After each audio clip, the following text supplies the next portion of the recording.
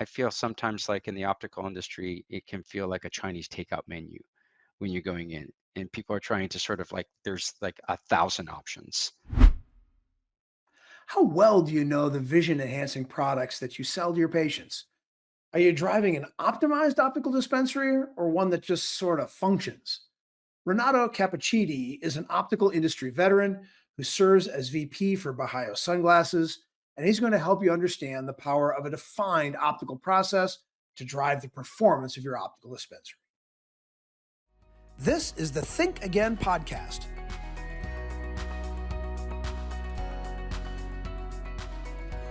When doctors are prescribing to their patients, there can be a disconnect between the actual eyewear RX details with the doctor's recommendation and the products being provided to the patient by the dispensary staff. Yes, there are doctors prescribing who have little or no idea what their team's selling. Let's dig in. Renato, welcome to the Think Again podcast. Thanks, Scott. Pleasure to be here. It's thrilling.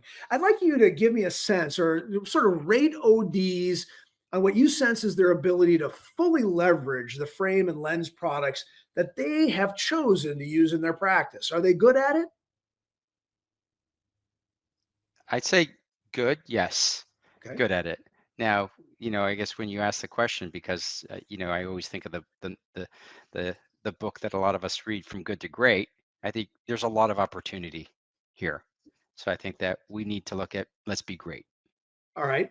So, do doctors need to schedule time with their staff and reps from the frame and lens companies, maybe on a periodic basis, so they get downloads about the products from the people who are selling them to their practice? 100%, absolutely.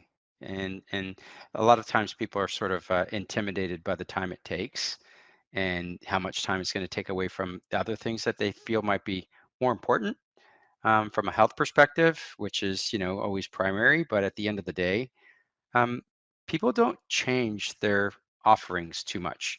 So it's so important to invest that time up front at the beginning, because once you do it, it's set.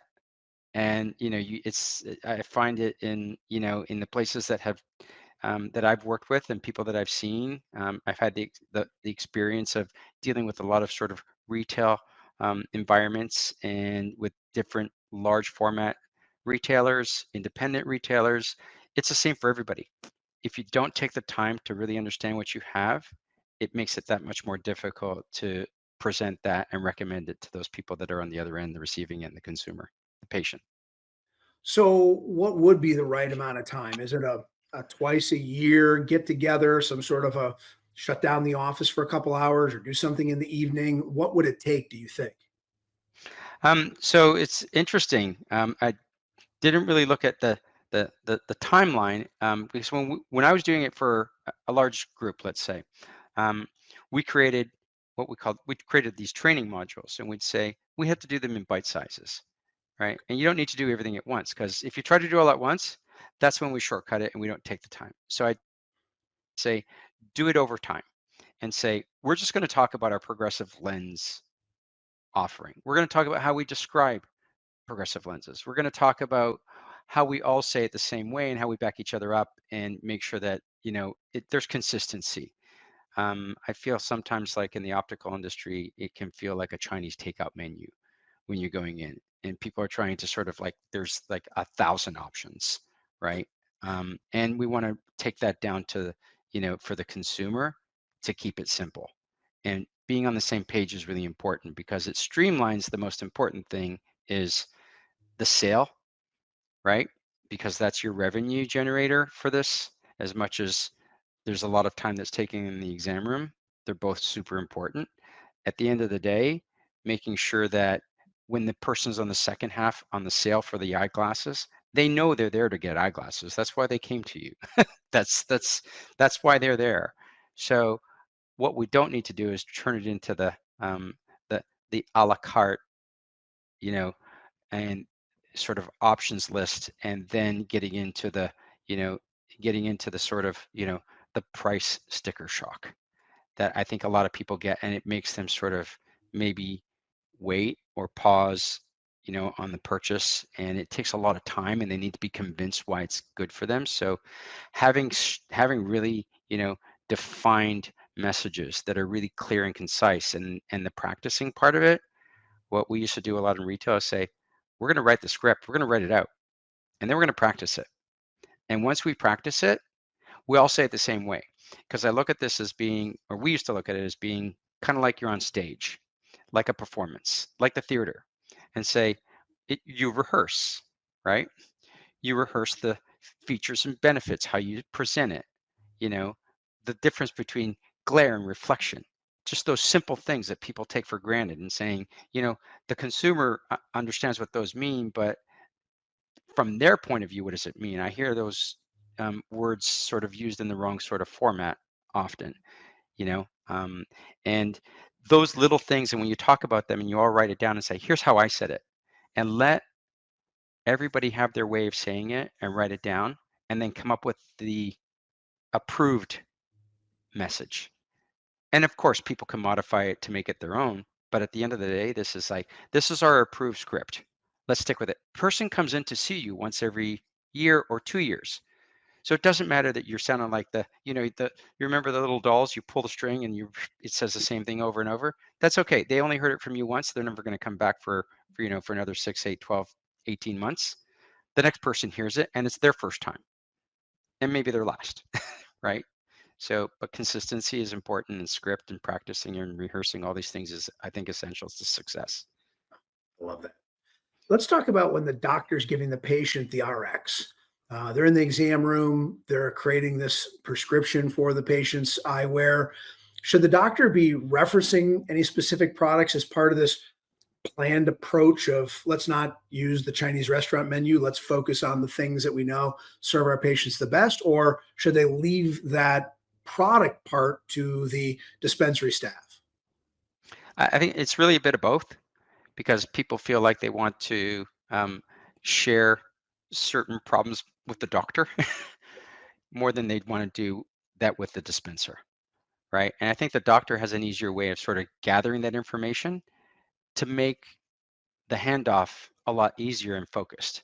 So, it could be a simple probing question. I think the tactics that we always use is like probe, to know, to gather, to know is to know what the patient's needs are. Hey, friends, this is Scott Jentz, your host of the Think Again podcast. I hope you'll hit the like button when you're viewing our videos, and please consider sharing the content links with your colleagues. Right? Gather information to understand those needs. Once you understand the needs, then you can present the solutions. And the doctor doesn't have to present the specific details of optics and the benefits that they're going to receive from the solution from a certain lens, like a computer lens, for example. That's a great example. And to say, let's just talk about how you wear your glasses. Does your neck ever bother you? People think that progressives are everything, and they're not. And well, I really want to make sure that we go over computer lenses with you. I'm not going to talk to you about that, but I'm going to let John have a conversation with you about how that really works. They're the experts on the lenses. I just know that we have something for that, and we use them often.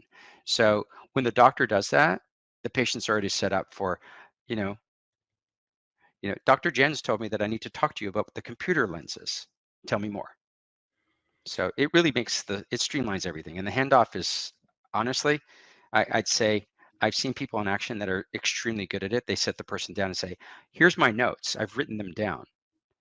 A, B, C, D. I really want you to talk to Jennifer about these three things. Of course, you guys are going to come up with the best options, but these are the things that I thought would be really important for you to know. Some of the software products allow doctors to write multiple prescriptions where in the technology they can reference the use case for each of the prescriptions. And I think you're making a really good point that the doctor doesn't always have to hit the product, but the category, a computer lens, and not necessarily just handing out a +2 ad RX and saying, without any notes, go ahead and talk to the optician. Either way, they're getting directed to the proper utilization of the products. I love that. You remind me of how long I've been in the business, because we used to just have to write it all down and not use computers to do it. We'd say, oh, let them know that you can make sunglasses in your prescription. It's amazing how many people don't know that, right? So say, this Right. is your sunglass prescription. There's nothing different except for the word that's on it that says sunglasses, you know.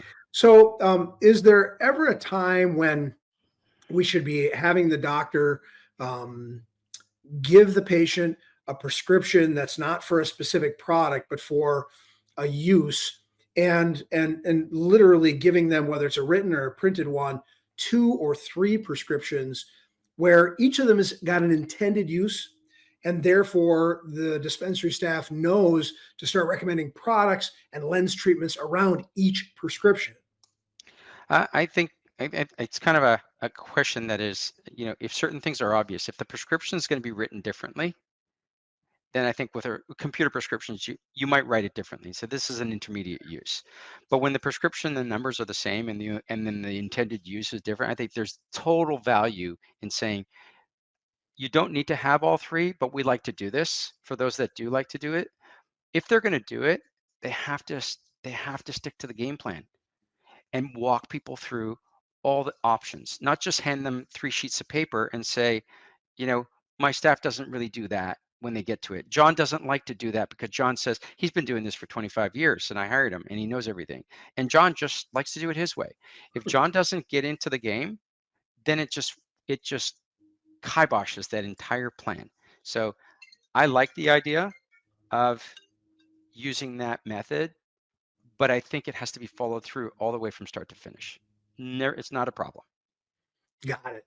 So let's go to your bottom line advice. Tell the audience about the opportunity I sense that you see they will have if they pay attention to the products that they're selling in their dispensary. I mean, it seems obvious that we should be doing this, but we're not. So please encourage us. Um, when you're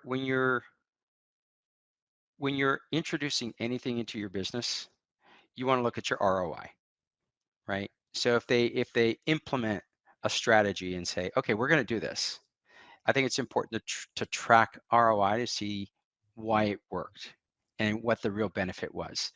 And I've seen so many times that we did it ourselves and say, all right, we're going to introduce a high-end, we called it a high performance sunglass program.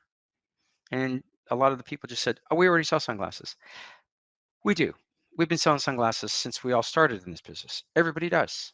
And it's I think I love data-driven decision making. You can get vision council data, right? It's available to everybody and say, what's the average sunglass prescription percentage versus clear prescription in the industry? Second pair sales, all those things. And people say, I do a good job. This is the good to great thing, right? And say, when we did it and we introduced it and said, now we're going to invest in the brands we want, and everybody's going to get the same brands, and we're going to build a program, and we're going to really get into the game. And then what we're going to do is we're going to present it in a certain way.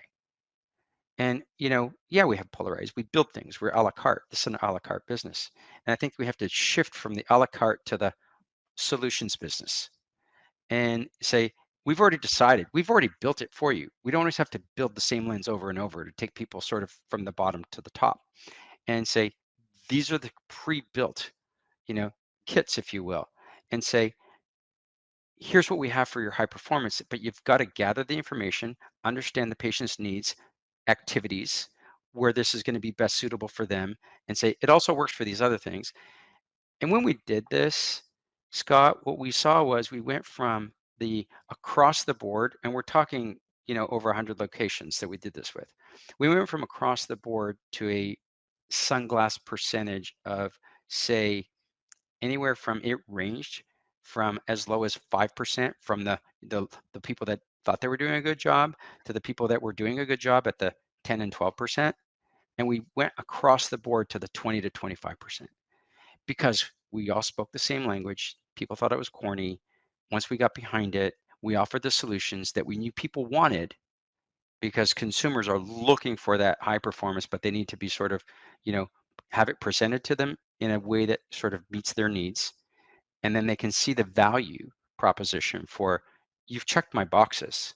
I do this, I do that. That's important to me. And I spend more money on my sport or leisure activities often more than I do for my just general purpose, you know, use. So we were selling product with an average selling price that went up, a high percentage, and it was a huge success. So I say, start with your data points, know where your, key performance indicators are in each one of those. Once you understand them and you know them, measure them along the way. And when people see that incline, the motivation with the team just keeps building. And that's what I love about it. People love success. They love to win in anything that they they do. So yeah, absolutely. Totally um, beneficial for anybody to create a plan, create a path, and measure. And if you're not measuring, you think you're doing well sometimes, but you're not. Folks, systems, scripts, paying attention to the data. It's not tougher than that. No, no, you said it all. That's all. Right. Well, you said it. Renato Cappuccitti, thank you for being our guest on today's Think Again podcast. Thank you, Scott. It's a pleasure. And that's it for today's Think Again podcast, brought to you by GPN Visions, a peer-to-peer learning community to help grow your eye care business.